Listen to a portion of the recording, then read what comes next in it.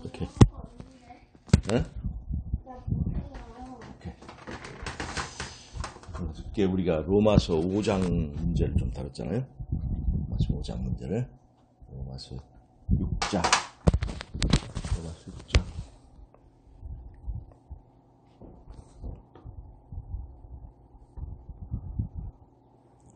이 히브리서와 로마서 이렇게 비교해보면 그 패턴이 아주 비슷해. 로마서 1장이 정욕주의, 2장이 율법주의, 서로 대치되는 것이라면 히브리서 1장은 그리스도의 신성, 히브리서 2장은 그리스도의 인성, 서로 이렇게 대비되는 것. 4장이 아브라함을 통한 그 믿음의 의미를 설명하는 것이라면 3장, 히브리 3장은 모세에 대한 것. 그 다음에 로마서 5장이 아담이라고 하는 그 사람에 대한 것이라면 히브리 4장은 또 여호수아에 대한 것. 모세와 여호수아를 이렇게 대비시키고, 로마서 6장이 새로운 거듭남의 의식인 침례를 설명하는 것이라면 히브리서 5장, 6장, 7장은 새로운 제사장직, 예수님의 멜기세덱의 반차를 설명하고 있고, 로마서 7장이 새 남편을 말한다면 히브리서 8장은 새 언약을 말하고, 그 다음에 그리스도의 로마서 8장 그리스도의 세계, 히브리서 9장 10장은 그리스도의 활약, 히브리서 9장 10장 11장은 남은 자손, 로마서 그 다음에 히브리서 11장은 남은 자손의 믿음, 로마서 12, 13, 14, 15, 16장은 이제 그러므로 어찌할 것인가라고 하는 것을 12장부터 그렇게 나와 있고, 히브리서 12, 13장도 그러므로 하고 나머지 결과를 말하고 있어요. 그래서 로마서는 글자를 넘으라고 하고 히브리서는 표상을 넘으란다. 이렇게. 그래서 이렇게 보면 진짜 이게 로마서와 히브리서가 같은 구조를 이렇게 띄고 있다는 걸 볼 수가 있어요. 그러니까 나는 그 히브리서가 바울의 저작이냐 아니냐 하는 그 논쟁이 많은데, 이런 그 구조를 보면 바울이 쓴 것이라고 하는 그런 확신이 돼요. 우리는 그래서 히브리서를 바울의 저작으로 믿죠. 오케이. 로마서 이제 6장. 로마서 6장을 오늘 보면, 로마서 6장은 새로운 거듭남의 의식 침례 문제고, 침례 문제. 중요한 게 이제 로마서 7장에서 다루어야 될 문제가 뭐냐면, 로마서 7장 1절부터 보면 거기 뭐가 나오냐면, 바울이 그러니까 이 로마서 제일 해석하기 어려운 장이 이제 7장인데, 여기 보면 하나의 법의 폐지를 설명하기 위해서, 한 법의 폐지를 설명하기 위해서 거기서 뭘 설명하냐면 여자의 생애를 지금 설명했어요. 그게 남편 있는 여인이 언제까지 그 법이 작용하냐면 그 남편이 죽을 때까지. 그래서 이 관계를 통해서, 이 여자가 뭐냐,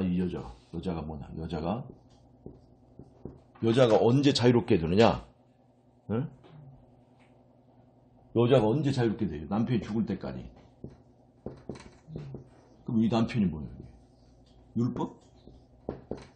율법이라고 한다면 율법이 폐해짐으로 여자가 자유롭게 되는 것이잖아, 이게. 우리 교회 목사님 중에 김영수 목사님인가 그렇게 쓰시는. 김영수? 김영수? 대방동? 하여튼 옛날에? 그래서 한번 질문을 한 적이 있었어요. 율법이 되면 율법은 그렇지. 결코 그랬는데 항상 끝나고 나서 그 설교를 제가 교회 처음 들어왔을 때 얼마 안 돼서 설교 듣고 그때는 뭐가 뭔지 몰랐으니까 그렇지. 되게 은혜롭게 들었어요. 근데 네. 나중에 또 중국 갔을 때 중국에 오셔서 그걸 하셨거든요. 그래서 그때 들었을 때는 또 퀘스천 마크가 그려지더라고요. 그래서 질문을 했는데 아무 말씀 안 하시더라고요. 그러니까 이것을 이 여자의 남편은 그냥 일반 개신교에서는 이걸 자연스럽게 이걸 율법으로 읽어요.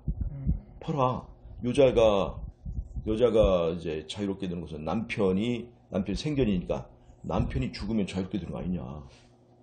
근데 율법이라고 해버리면 로마서 7장의 자체의 설명과 안 맞아요. 로마서 7장에 보면 우리가 이렇게 남편이라고 할까봐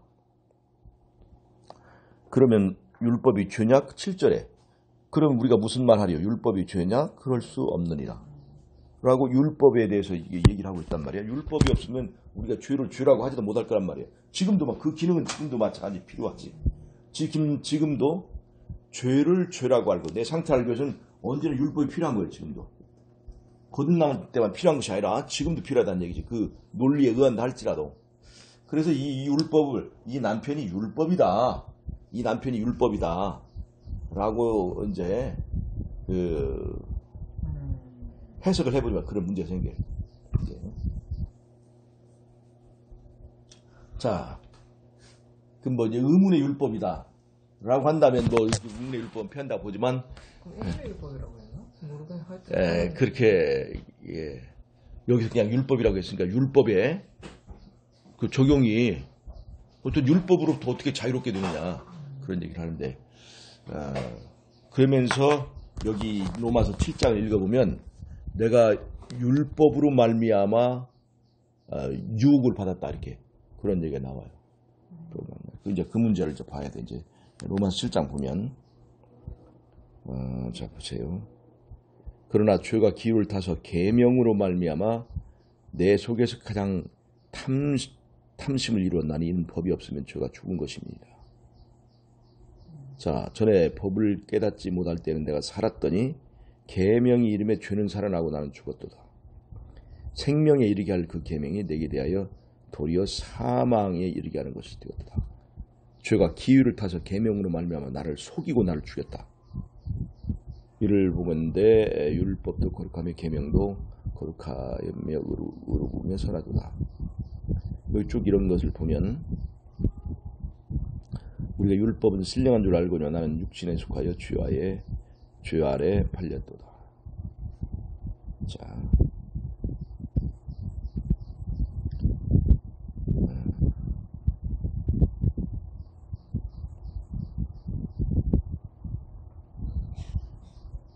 그다음에 13절도 보면 그런즉 선한 것이 내게 사망이 되었느냐 그럴 수 없느니라. 오직 죄가 죄로 드러나기 위하여 선한 그것으로 말미암아 나를 죽게 만들었으니 이는 계명으로 말미암아 죄를 심히 죄되게 하려 함이니라. 죄를 심히 죄되게 하는 그런 기능, 죄를 드러내는 기능은 이 의문의 율법이라기보다 이게 십계명을 말한다고 봐야죠. 자, 보면 곧 율법이 탐내지 말라 하지 아니하였다면 내가 탐심을 알지 못하였으리라. 7절이 나왔잖아. 그러니까 탐내지 말라라고 말한 계명은 그 계명을 말하는 거예요. 분명히 여기서는. 그러니까 로마서 7장의 얘기는 이게 여기서 말한 여자 남편을 율법이라고 한다면 율법이 폐했다거나 로마서 7장의 전반적인 해석 일반적인 그것이 딱 거기서 근거가 나옵니다. 근데 사실 이것은 우리가 로마서나 갈라디아서 공부할 때 사람의 여기에서 이 왕의 자리의 상태를 전제로 우리가 이해를 하면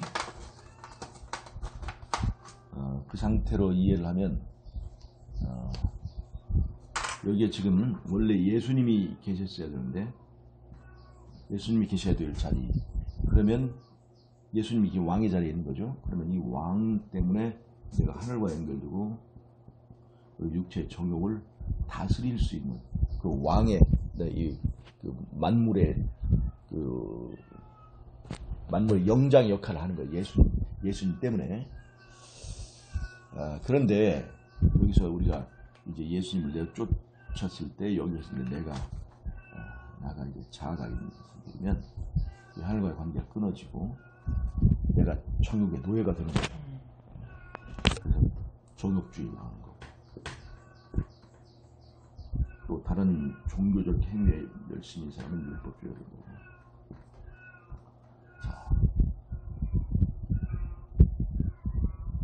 자, 이렇게 된 상태에서 이 나는 하늘과 연결이 끊어졌을 때 나는 허수아비고 실제로 나를 지배하는 것은 뱀이란 말이에요.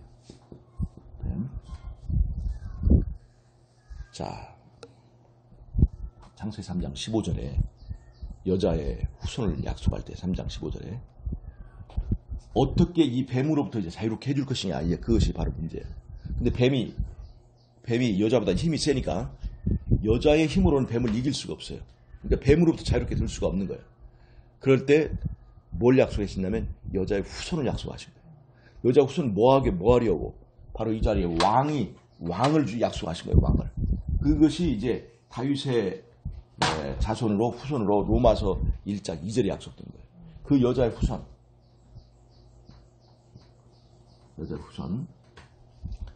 그 여자의 후손이 이제 이 약속된 건데, 지금 여기에 나가 있을 때는 나를 지배하는 게 뭐예요? 이게 바로 이게 뱀이에요.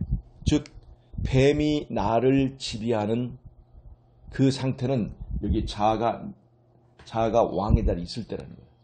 이때의 남편은 뱀이에요. 근데 이 영적인 남편인 뱀으로부터 어떻게 자유롭게 되느냐? 근데 이 자유롭게 할 수가 없어요. 뱀이 나는 이 뱀을 굉장히 사랑하기 때문에 죄로부터 벗어나지 못하냐면 죄와 끈끈한 관계, 사랑하는 관계에 있기 때문에 그런 거예요. 그래서 이 사랑의 문제, 이 죄의 문제를 완전히 끝내게 하려면 다른 사랑의 관계를 통해서만 이것을 끊을 수 있어요.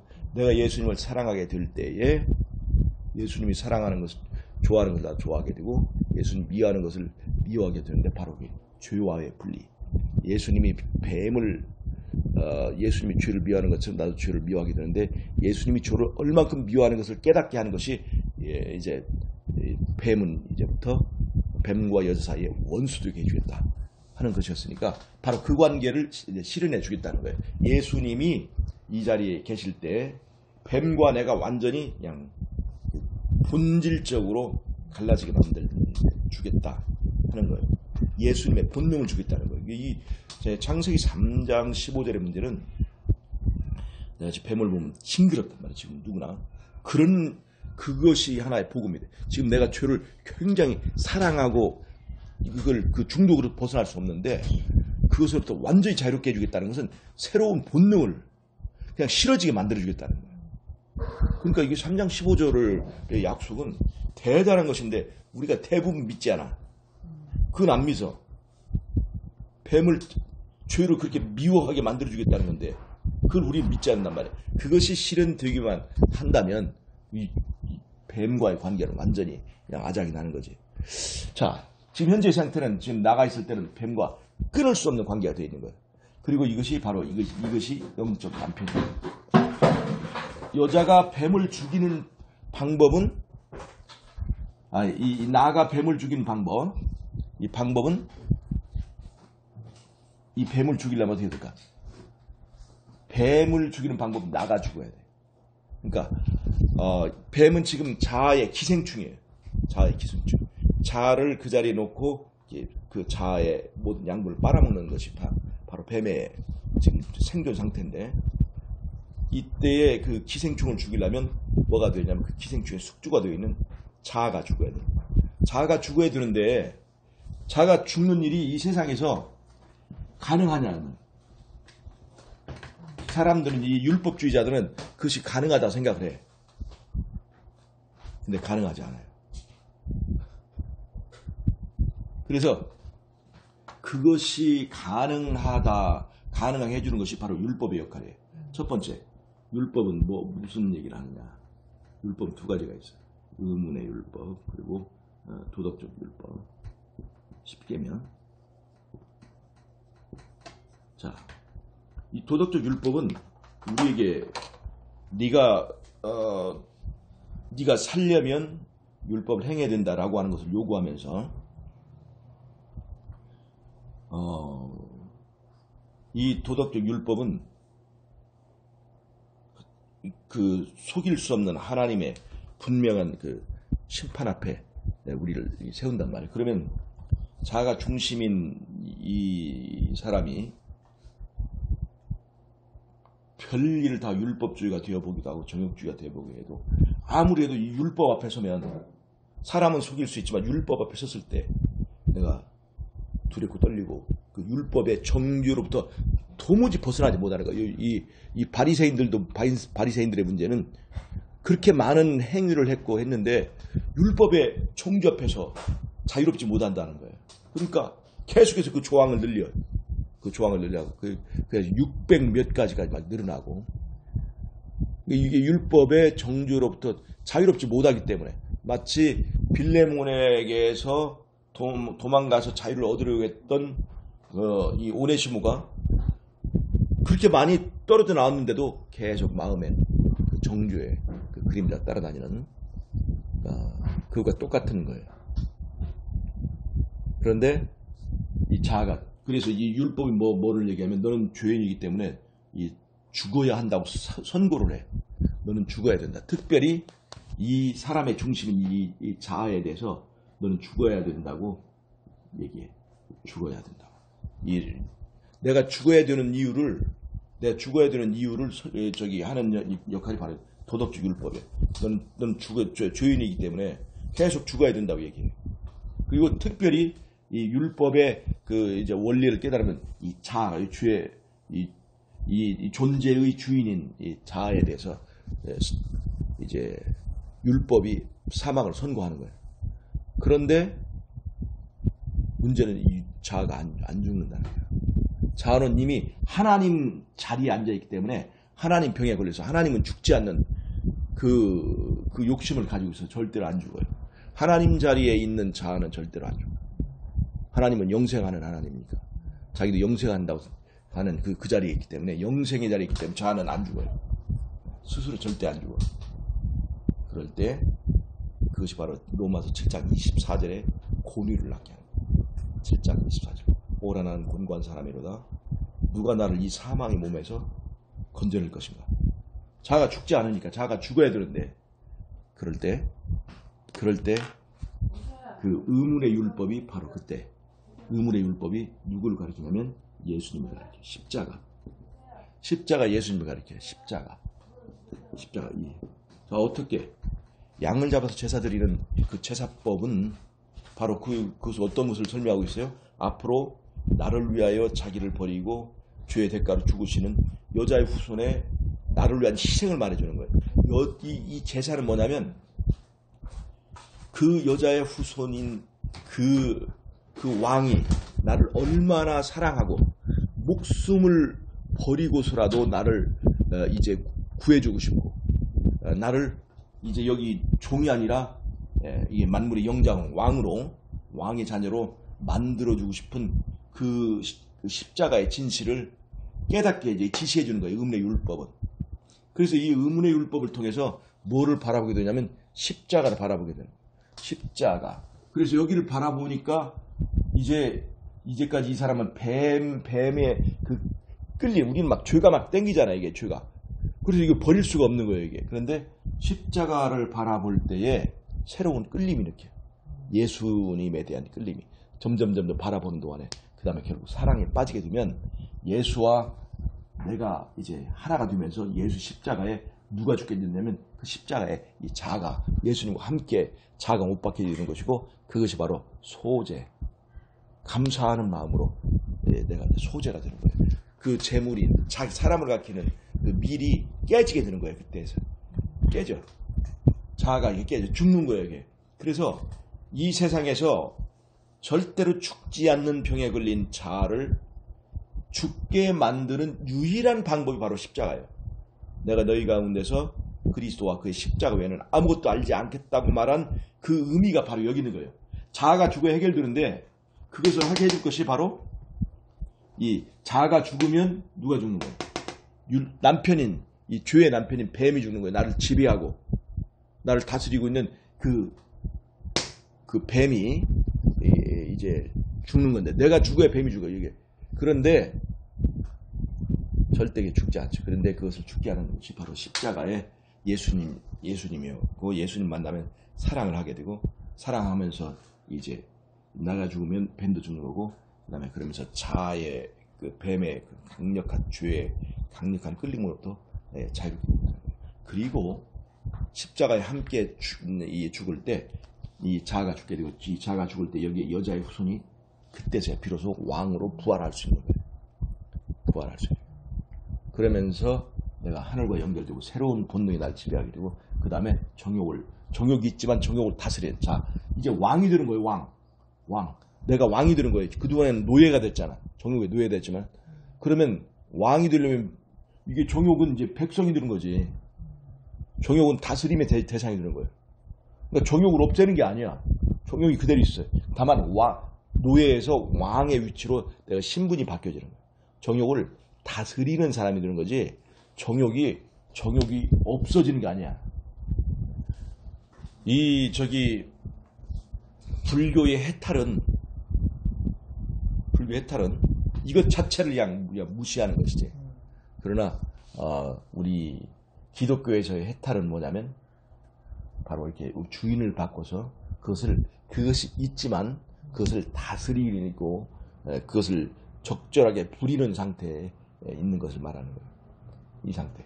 바로 이것이 이제 그 로마서 7장에서 남편의 법으로부터 자유로운 거예요. 자, 그러면 7장에 해석하기 참 어려운 문제가 있어. 자,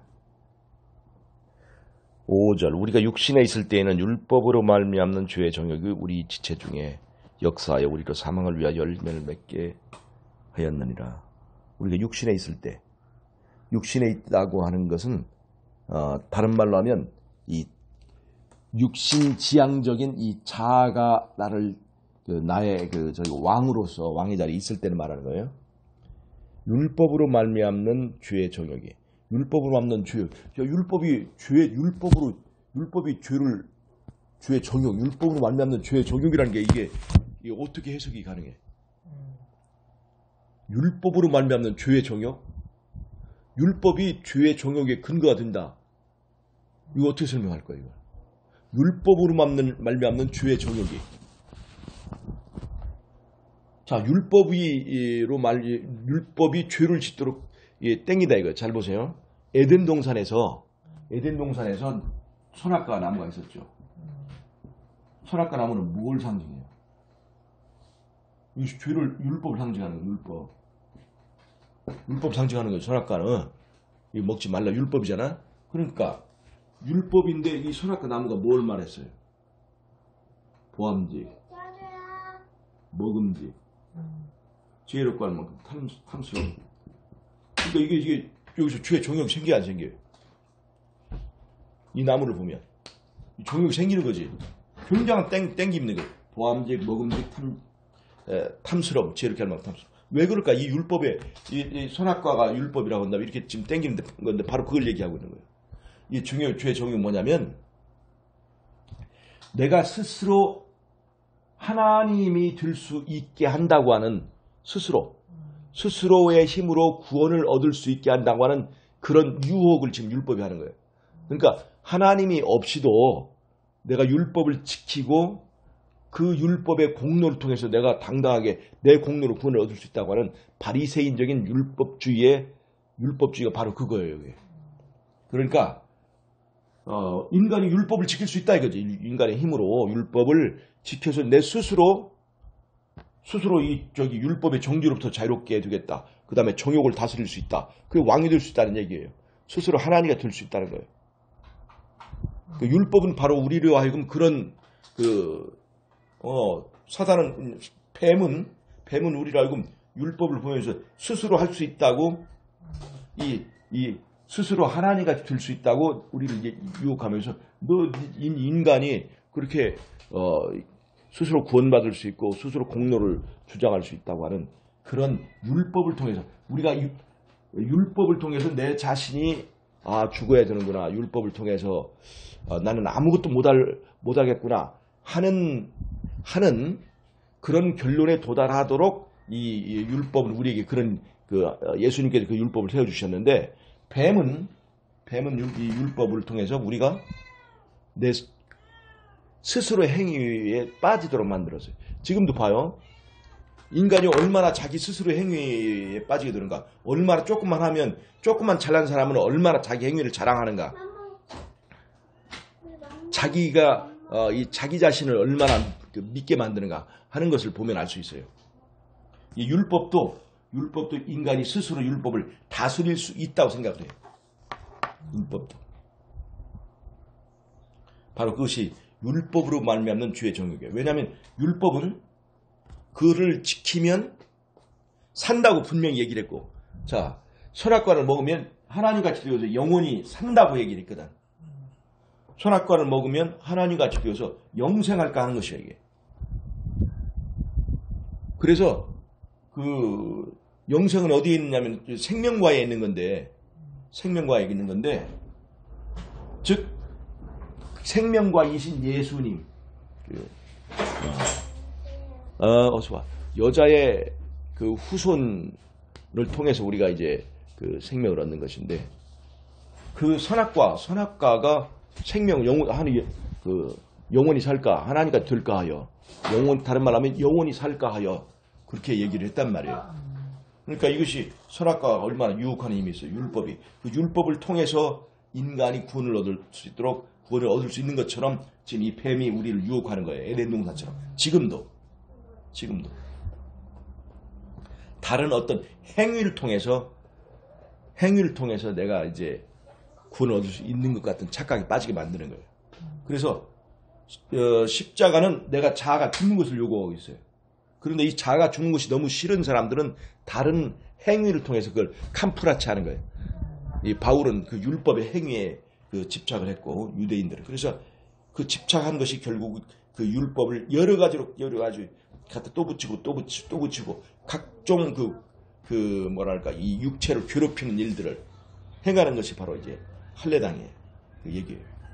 율법의 조항에 예를 들어서 600 몇 가지 늘어난 것은 그 행위가 뭔가 지금 정말 내가 이렇게 많은 행위를 했고 이렇게 많은 저기를 고행을 했다고 하는 그 행위를 치장하기 위한 요구라고 하는 거예요.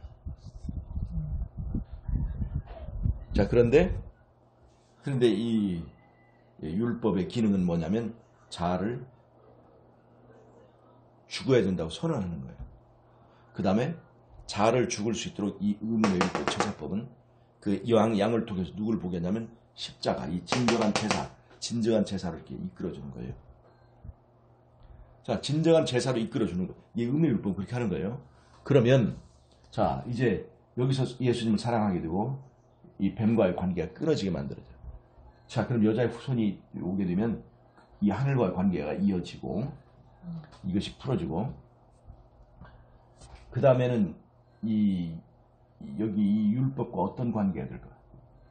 율법, 그러니까 이때의 율법은 원수가 아니지. 그때는 죽게 만들고 나를 죽이려고 쫓아다니는, 그러니까 빌레몬이 제일 무서운 거예요. 도망가는 오네시모한테는 평생의 원수인 거예요. 이게 자기의 자유를 얻고자 도망간 이 오네시모에게는 이 세상에서 정말 최후로 만나고 싶지 않은 사람이 바로 그 빌레몬이지. 그런데 이제 그 바울을 만난 오네시모는 이제 다시 그 바울이 오네시모를 보내서 누구와 화해하게 만든다면 이 세상에서 가장 가까운 친구로 만들어져요. 가장 가까운 친구. 이제 와서 빌레몬에게 진심으로 용서를 구하고, 그 다음에 바울의 편지를 통해서 이제 볼 때 바울은 빌레몬에게 이제 이 오네시모를 이제 노예로 보지 말고 너희 믿음의 친구를 받아주라. 그때 오네시모 어떻게 변했냐면, 이제는 내가 정말로 당신을 정말로 내 즐겨하는 마음으로 섬기겠다고.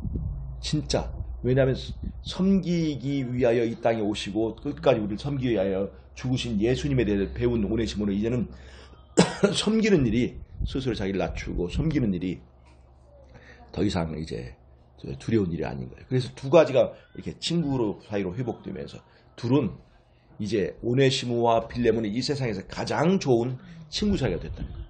그래서 빌레몬의 지지와 이 지원과 이걸 통해서 그 오네시모가 나중에 에베소 교회의 초대 그 주교의 자리까지 올라왔잖아요.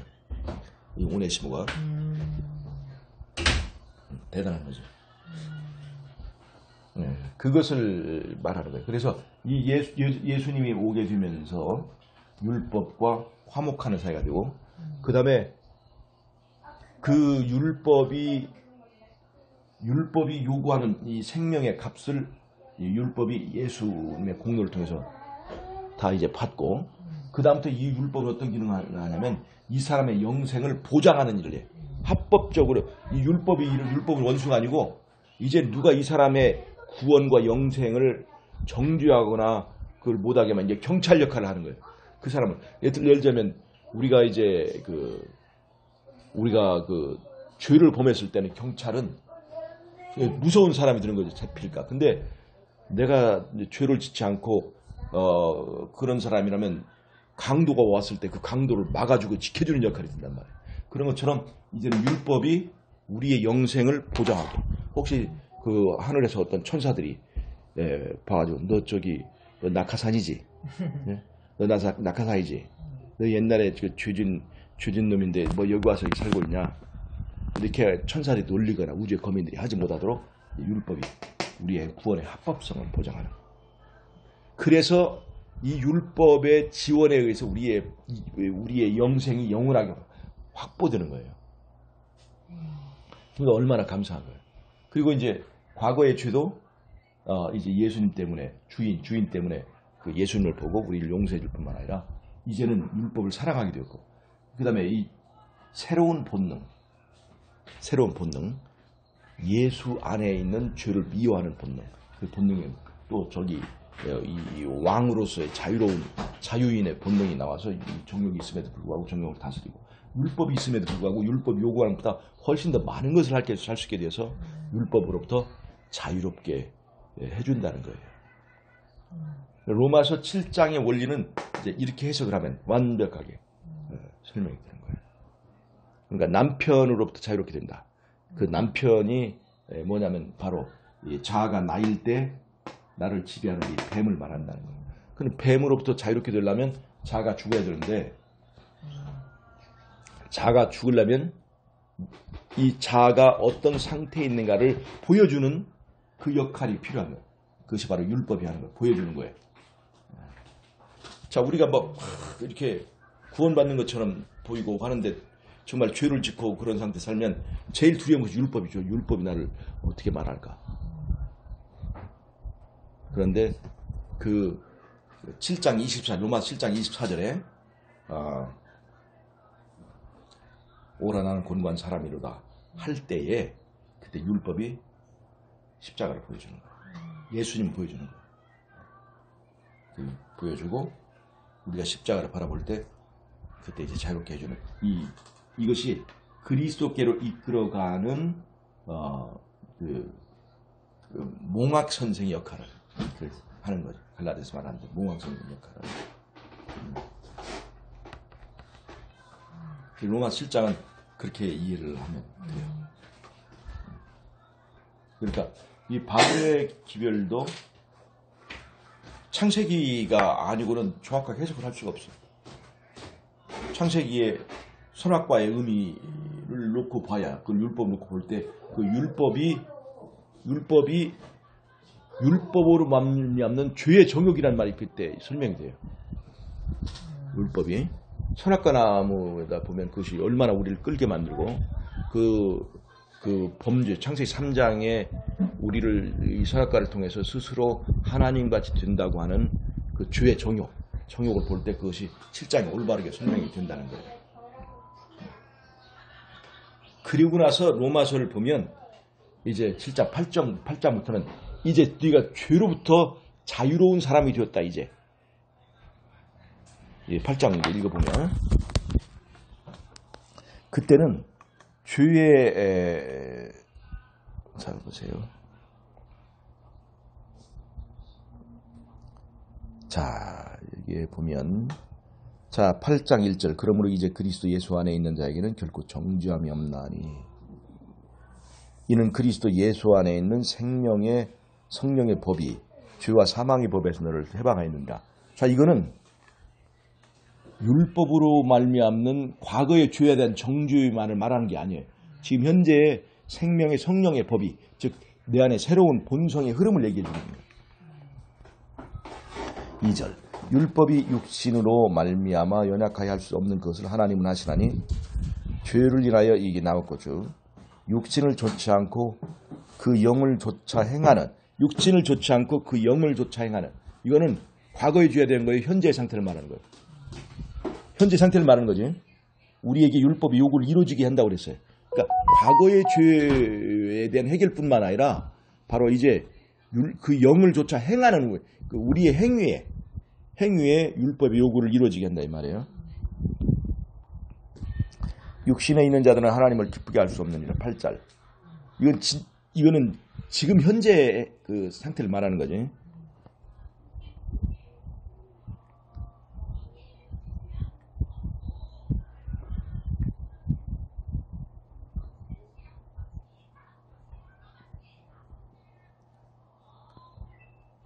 자, 이 상태를 보면 이제 예수를 통해서 우리가 성령의 법 안에 누리게 된단 말이에요. 그 과거 오라나는 곤고한 사람이로다 이 사망의 몸에서 누가 나를 건져낼 것이냐라고 하는 이 부르짖음은 내가 이렇게 과거의 정죄로만 하는 것이 아니라 지금 현재도 내가 죄를 안 짓고 하려고 하는데 율법을 지켜야만 구원을 얻겠고 그런데 실제로 죄는 굉장히 많이 땡긴단 말이에요. 그러니까 지금 현재의 권위도 거기에 묻어 있는 거예요.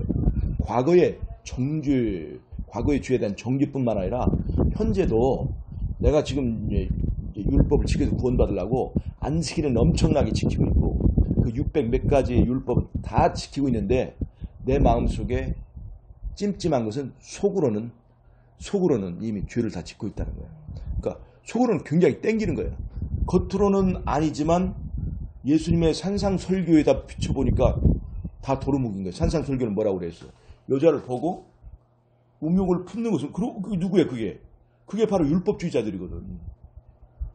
그 다음에 내가 살인죄를 안 했다고 하는데 예수님 뭐라고 그랬어? 형제를 미워하는 자마다. 그럼 이미 그게 바로 율법주의자예요. 그 권위가 바로 그 산상설교의 그 내용의 권위가 바로 율법주의자 사도 바울의 문제였거든. 겉으로는 율법을 지키는 것처럼 보였지만 속은 아니었다는 거야. 그게 뭐야 지금 이게. 사도 바울이 바로 그것이 권위했던 것이 바로 그거야. 겉으로는 율법의 조항을 지키는 것처럼 보이지만 속을 들여다보니까 형제를 미워하고 있었고 살인하고 있었고 그 다음에 여자를 바라보고 음욕이 땡기고 그러니까 이게 이것으로부터 벗어날 수가 없는 거예요. 그것이 바로 오라 나는 사망의 몸이로다.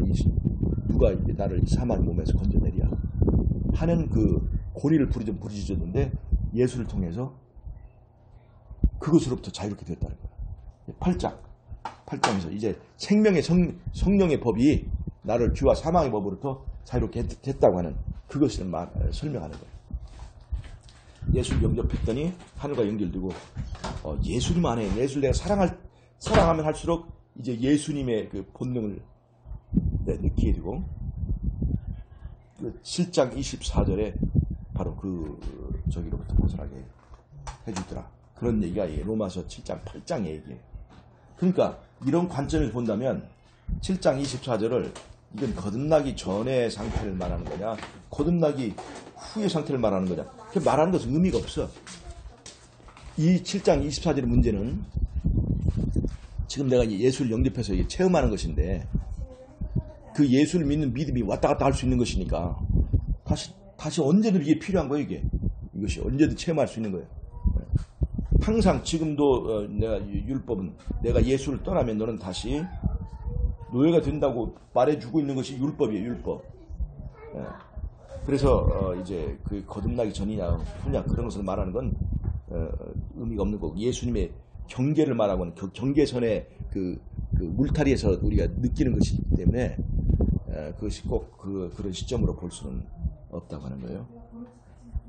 자, 무슨 말 알겠죠? 로마서 7장 8장. 로마서 7장 8장이 이렇게 이제 되면 나머지는 로마서 이제 더 어려운 것이 없어. 이 문제가 딱 해결되면 그 다음에는 이제 7장 8장이 바로 이제 그다음에 우리에게 이제 그리스도의 세계가 말해주고, 그다음 로마서 9장 10장 11장은 남은 자손, 히브리서 11장은 그 남은 자손의 믿음을 말해주고 있고, 그것을 말해주고 있어요. 히브리서 11장은 그 믿음에 대해서 얘기를 하죠. 어느 시대마다 그 믿음을 지켜온 그 남은 믿음의 용사들, 그 남은 자손의 이름들을 쭉 말해주면서, 로마서 이제 11장은 로마서의 11장이에요.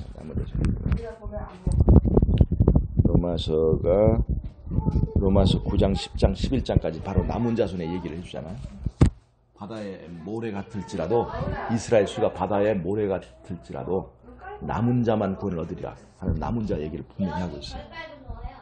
남은 자. 그건 적다는 거예요, 많다는 거예요. 굉장히 적다는 걸 말해주고 있어요. 근데 지금 우리가 이 세상에 얼마나 그 믿음으로 구원받았다는 사람이 얼마나 많냐. 근데 예수님은 너희가 인자의 날에 믿음을 보겠느냐.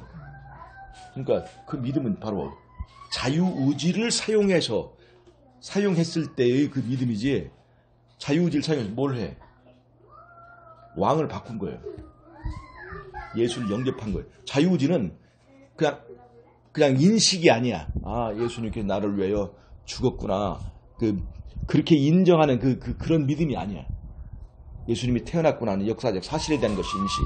그게 아니고, 아, 예수님이 나를 위해서 죽었구나. 눈물 흘리게 만드는 걸로 끝나는 것이 아니야.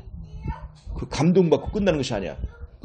결국 자유의지를 통해서 내가 선악과를 따먹고 예수님을 내가 쫓은 것처럼 자유의지의 문을 열어서 문 밖에 있는 예수님을 영접하는 거예요. 그러니까 라오디게아 교회의 상태에 나오는 예수님 상태가 지금 우리의 믿음을 잘 얘기하고 있는 거예요. 믿었어. 근데 예수님은 어디에 있어? 문 밖에 있어. 뭘 하지 않았기 때문에. 자유의지를 사용해서 영접하지 않았기 때문에. 그가 나를 다스리는 위치에 놓이고 손님이 아니라 그 왕의 자리에 자유의지를 통해서 영접해야 되는데 믿었어. 감사했어. 그런데 자유의지를 사용하지 않았어. 그리고 우리는 접붙임을 얘기하고 있다. 예수님은 지금 자유의지를 사용하지 않고 문 밖에 계신 상태에서 나는 접붙임을 지금 얘기하고 있다. 그게 아니에요. 문 밖에서 두드리고 있어. 자유의지를 사용하기를. 그 자유의지를 얻게 해주려고 십자가에서 예수님께서 피를 흘리셨잖아. 그러니까 그 자유의지를 활용하라 이거예요. 그것이 접붙임이 되는 상태를 말해줘. 로마서 이제 7장, 8장 남은 자. 지난번에 내가 다니엘서 설명하면서 예수님의 대쟁투는 이 남은 자가 심판 때까지 그리고 세상 종말까지 끊어지지 않아야 돼. 끊어지지 않아야 돼. 이것이 예수님이 대쟁투에서 이기는 원리예요. 이 남은 자가 언젠가 이렇게 끊어지면 결국 예수님의 탄생도 이루어지지 않고, 그 다음에 심판도 열리지 않고, 예수님의 재림도 이어지지 않아. 이것이 전부 다 남은 무리의 연결과 관련이 되어 있어요. 사단은 이 남은 무리를 끊어버리려고 사자를 동원하고 또 곰을 동원하고, 그 남은 무리를 통해서 복음이 이어지고, 남은 무리를 통해서 여자의 후손의 복음이 이어지고, 그 남은 무리를 통해서 예수님이 태어나고, 그 남은 무리를 통해서 복음이 선포되고, 남은 무리가 끝까지 이어져야 예수님은 결국에는 대쟁투에서 승리하고, 최후의 마지막 남은 무리는 14만 4천인데 사단은 이제 끝까지 왔을 때는 이제 여기까지 연결됐기 때문에 어쩔 수 없지만, 여기에 있는 이 수평적 남은 무리에 흠집을 내면 사단은 예수님의 나라가 임하는 걸 막을 수가 있어요. 예수님의 임한. 그래서 다니엘서 11장의 역할이 바로 그거야. 그 북방왕이 왜 그렇게 설치느냐. 즉 하늘에서 예수님이 합법적인 나라를 받아가지고 올 때 사단은 여기서 불법적인 나라를 세우는 거예요. 힘의 나라. 힘의 나라. 그래서 사람들을 완전히 다 장악을 해버리죠. 근데 그것을 방해하는 것이 바로 이 나무물이에요. 사단의 말을 듣지 않고 이제 그렇게 하는 것. 그래서 그 14만 4천에 하나만 숫자가 결여되어도 사단은 이제 예수님의 재림을 막을 수가 있어요. 아무리 저기 심판에 저기에서 다 끝났다 할지라도 예수님이 재림할 수 없게만 만들면 되는 거니까 흠집. 그래서 14만 4천은 그래서 의미가 있는 거예요. 근데 우리가 이 계시록을 해석하면서 14만 4천을 상징이라고 해버리면 여기서 이게 다 돼도 이게 다 이것이 14만 4천이 되는 거야. 여기는 큰 문제가 될 수 있어요. 근데 이것이 이런 대쟁투를 이해하고 14만 4천을 이해하면 실수가 되는 거고, 그렇게 되면 이것이 큰 보장이 되는 것이 최소한 14만 4천을 구원받게 됩니다. 이거는 굉장한 보장이 하나님께서 우리에게 주는 굉장한 선물이 되는 거지. 14만 4천이라는 거는 굉장한 선물이 되는 거예요. 이게 증인이 될 뿐만 아니라 선물이 되는 거예요. 최소한 너희들에게 14만 4천 명 이상은 구원받게 되겠다. 14만 4천 명 이상의 무한대. 정해지지 않은데. 그래서 이제 죽어서 구원받는 쉬운 케이스. 죽어서 구원받는 건 쉬운 케이스예요. 병들어서 병들어서 죽어서 믿고 병들어서 죽어서 구원받은 사람, 믿고 교통사고로 죽어서 구원받은 사람, 믿고 순교당해서, 믿고 나이 들어서 이렇게 구원받은 사람이 아주 많다는 거예요. 그렇지만 14만 4천이라는 것은 대쟁투의 소산물이기 때문에 최소한 예수님께서 사단과의 그 대쟁투에서 14만 4천을 약속했기 때문에 최소한 예수님은 14만 4천 이상은 구원해 주신다 이거예요. 그러니까 이것이 얼마나 좋은 거예요. 근데 사람들은 이걸 대쟁투 관점에 보지 않고 구원의 관점으로 보면 14만 4천이 최대치가 되는 거, 구원의 최대치. 그러면 믿음의 원칙과 이제 대치되는 것이죠. 믿음의 원칙은 수가 정해지지 않았어요. 구원의 문제로. 그러면 그대로 놔둬버리면 14만 4천 이상도 될 수 있지만 14만 4천 아래도 들 수 있는 거예요. 10만 명도 들 수 있고 5천 명도 들 수 있는 거예요. 그게 믿음의 원칙이에요. 근데 대쟁투의 원칙이 거기에 더해지면서 믿음의 원칙도 손상되지 않으면서, 그러니까 믿음이라는 건 뭐예요? 숫자를 제한하지 않고 구원해 준다는 데 의미가 있는 건데, 대쟁투의 원칙이 거기에 가해지면서 최소한의 숫자를 보장해 주는 거예요. 예수님께서. 이 대쟁투 때문에. 최소한 너희들 14만 4천 이상은 구원받는 것이 되는 거지. 그러니까 이게 얼마나 좋은 거예요. 큰 선물이 되는 거지. 그래서 14만 4천을 배출시키려고 하나님 백성이 노력하다가 최소한 14만 4천만 구원받는 것이 아니라 그 일을 하다가 14만 4천 이상으로 우리가 구원받게 되는 거예요. 14만 4천이 되는 것도 구원받지만 14만 4천이 되기 위해서 노력하다가 또 14만 4천이 되게 하기 위하여 복음을 전하다가 나도 구원받게 되는, 거기에 그 선교하다가 죽게 되고, 그러면 14만 4천을 만드는데도 공헌하면서 나도 구원받게 되는 거예요. 방주 노아 홍수 때에 구원받은 사람이 8명이지만 그때까지 구원받은 사람의 숫자를 말하면 방주를 만들다가 죽은 사람도 있고 복음을 듣고 기다리다가 죽은 사람이 있어요. 예를 들면 무드셀라 같은 경우는 그 해에 죽었거든. 무드셀라가 그러니까 987년에 무드셀라가 태어났지. 그러니까 그 태어난 그 무드셀라가 죽었던 그 해야 687년에 무드셀라가 태어났네. 87년에 에녹이 987년에 승천했고 최소가 8명이 구원을 받았어요. 최소한 8명 구원받은 거죠. 근데 저기 광야에서 40년 동안을 보내다가 이제 갈렙과 여호수아만 이제 들어갔다라고 하면서 사람들이 가지고 있는 게 그게 갈렙과 그러니까 그때 나온 사람들 중에 예, 그러니까 그때 중간에 태어난 사람 나온 사람들 중에는 갈렙과 여호수아만 구원을 받았다. 이제 그 표상이 나타나는 법은 그런데 갈렙과 그 나라에 그 가나안 땅에 들어간 것은 분명히 두 사람밖에 없어요. 그런데 그 죽었던 사람이 다 구원받지 못했다. 구원 차원에서는 그렇게 말할 수는 없어요. 가나안에 들어가지 못한 사람 말하는 거지. 그 가나안 들어가지 못한 사람 중에 누구도 들어가냐면 모세도 들어가요.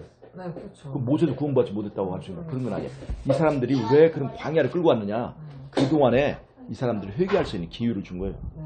그래서 회개하고 광야에서 병들어 죽은 사람도 있고, 광야에서 교통사고 당한 사람도 있고, 광야에서 싸우다 죽은 사람도 있고, 적과 그런 사람들이 있어요. 그래서 회개하고 회개한 그 38년 동안의 그 기간들이 거기에 있어요. 그러니까 이제 하나님이 그때 나온 자들은 그 말고는 들어가지 못하리라라고 했는 걸 이제 구원하고. 그렇죠. 그걸 구원에다 적용하면 안 되는 거예요.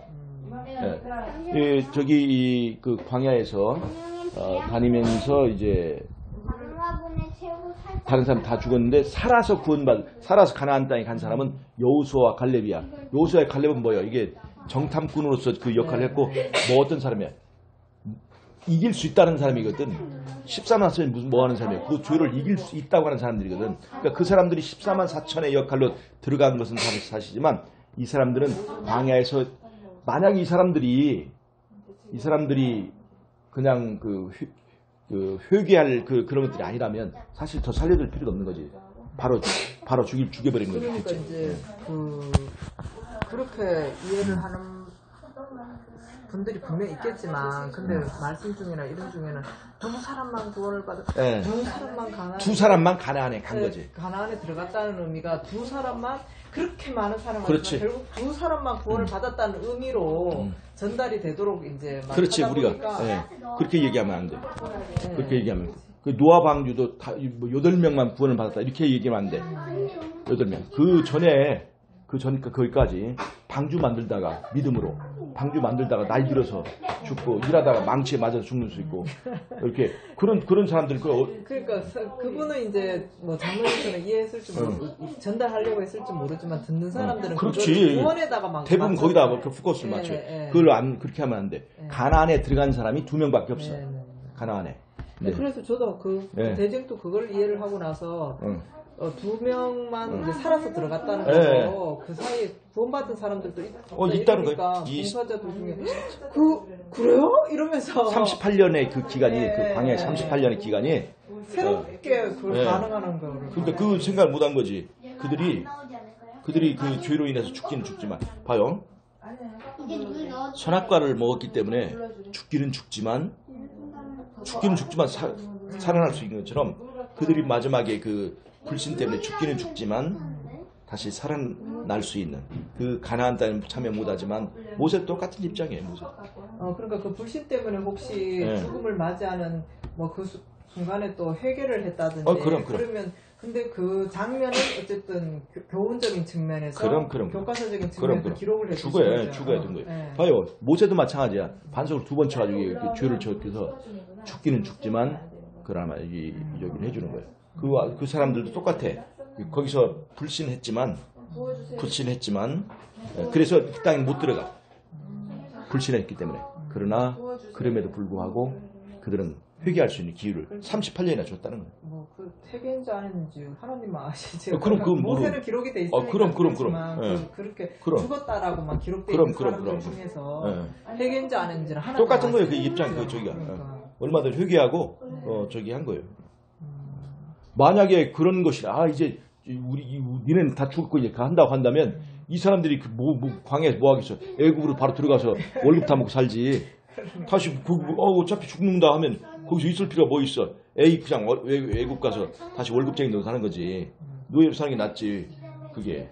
그렇지만 하나님은 그 38년 동안 그들이 그 가나안은 들어갈 수 없지만 진짜 하나님의 나라는 들어갈 수 있도록 그 기회를 준 것이지. 그러니까 노아 방주도 8명만 구원받았다. 8만만 살아남은 건 다시지만 그 전에 그 죽은 수많은 나이가 차서 죽은 사람도 있어요. 그 120년 기간 동안에 그 전에 여러 가지 조상들 중에서 나이가 차서 죽은 사람도 있고 또 밝혀지지 않은 그 노아 저기 내가 나이 많아서 죽기는 죽지만 저기 배를 잘 만들어줄 테니까 여기 타고 살게 그렇게 하고 죽은 사람도 있고 뭐 그런 사람도 있죠. 그러니까 최소한 구원으로 말한다면 최소한 8명 이상은 받은 것이다. 그렇게 말했다고 볼 수 있어요. 근데 여기도 이런 것으로 볼 때에 우리가 하나님께서 최소한 우리를 이렇게 보장했다 이렇게 알 수가 있어요. 여기까지만 합시다. 다음에는 이제 히브리서에 있는 문제들을 하나하나 좀 어려운 문제들을 한번 좀 찾아내려고 해요.